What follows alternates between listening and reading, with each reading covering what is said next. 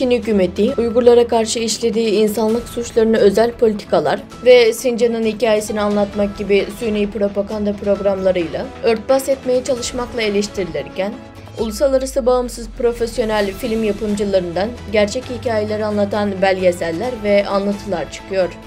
18-25 Haziran 2023 tarihlerinde New York'ta gerçekleştirilecek olan Uluslararası Öğrenci Film Festivali'nde Uygurların gerçek hikayesini yayınlama fırsatı doğdu.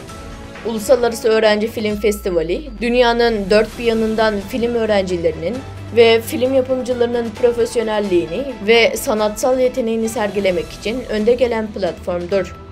Belçikalı genç sinemacı Esma Gün'ün çektiği Reyhan Gül'ün hikayesi, 1 milyondan fazla Uygur toplama kamplarına hapsedildi filmi, festivalde gösterim için seçilen Uygurlarla ilgili ilk belgesel oldu.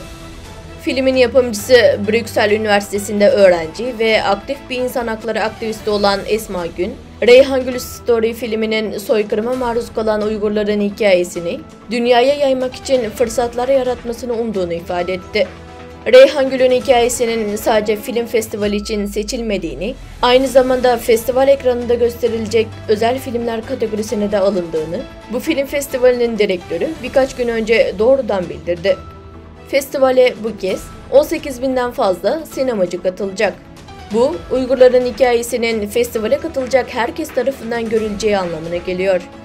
Reyhan Gül'ün hikayesi, Uygur soykırımını yansıtan ilk filmdir. Reyhan Gül'ün hikayesi, Esma Gün'ün 2 yıl önce çekimlerini 6 ayda tamamladığı 7 dakikalık kısa bir belgesel film.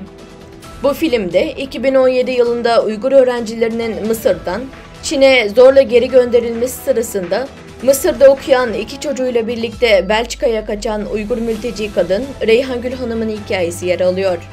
Hayatına başka bir ülke olan Belçika'da mülteci olarak başlayan Reyhan Gül'ün soykırım sırasında 6 yıldır yurdundaki ailesinden kayıp olduğu ve Çin'in zulümünü cesurca protesto etmeye devam ettiği anlatılır.